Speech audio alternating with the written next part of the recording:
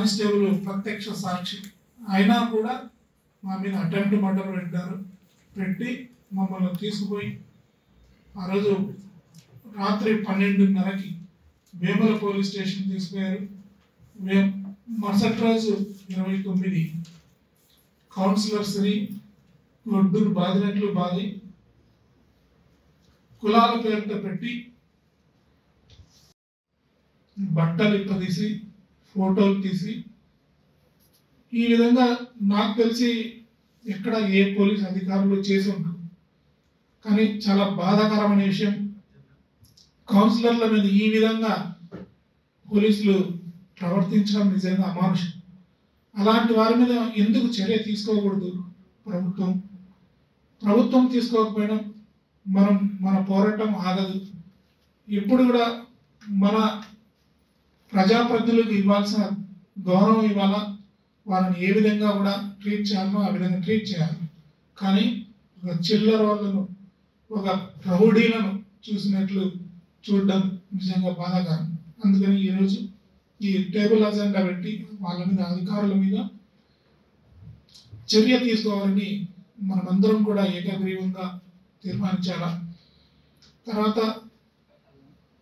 Vemula police station నుంచి గారు తన బాధ్యతను సక్రమంగా నిర్వర్తించుంటే ఈ కేసు మా మీద ఉండేది కాదు.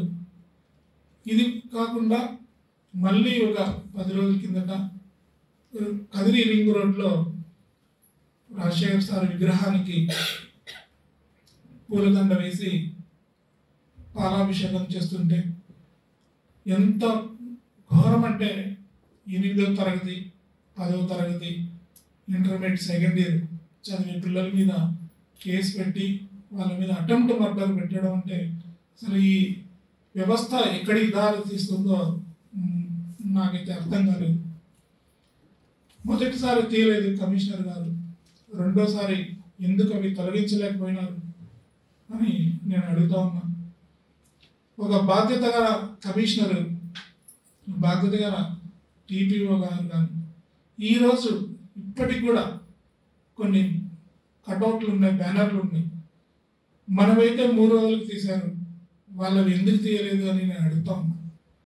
తీసుకోవడానికి ప్రయత్నం చేశారు. ఎంపీ గారు దాని మీద రెస్పాండ్ అయ్యి ఆయన జోక్యం చేసుకున్న దానివల్ల వాళ్ళని మళ్ళీ పులివెందుల హాస్పిటల్కి తీసుకొచ్చారు.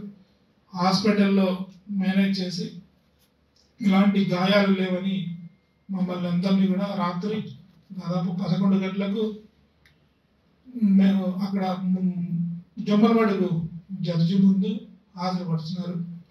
ఆ జడ్జి ముందు మొత్తం జరిగిన విషయం అంతా కూడా మేము చెప్పడం జరిగింది. పార్నపల్లి కిషోర్ ఇచ్చిన స్టేట్మెంట్ దాదాపు 3.5 పేజీ వచ్చింది. తర్వాత ఇంకో కార్యకర్త ఇచ్చిన స్టేట్మెంట్ 1 పేజీ దాకా వచ్చింది. వీళ్ళను ఇమీడియట్గా గవర్నమెంట్ హాస్పిటల్కి తీసుకుపోయి అక్కడ అత్యవసరంగా వీళ్ళకు డాక్టర్లకు చూపించి ఆ రిపోర్ట్ పెట్టమని జడ్జి గారు చెప్పడం. కానీ మరుసటి రోజు డాక్టర్ల దగ్గరికి తీసుకురాలేదు. మళ్ళీ మధ్యాహ్నం మరుసటి రోజు డాక్టర్ల గారి దగ్గరికి తీసుకుపోయి అక్కడ ఎలాంటి గాయాలు లేవని తెలిపి మమ్మల్ని దాదాపు 22 రోజులు సబ్ జైల్లో అక్రమంగా పెట్టడం జరిగింది. తర్వాత కిషోర్ గారు మళ్ళీ కోర్టుకు పోవడం, కోర్టుకు పోతే కోర్టు కర్నూలు మెడికల్ దాన్ని రికమెండ్ చేసింది. అది ఇంకా రిపోర్ట్ రాలేదు. ఇండియా పాకిస్తాన్ తాజా అప్డేట్స్ కోసం డౌన్లోడ్ చేసుకోండి RTV లైవ్ యాప్.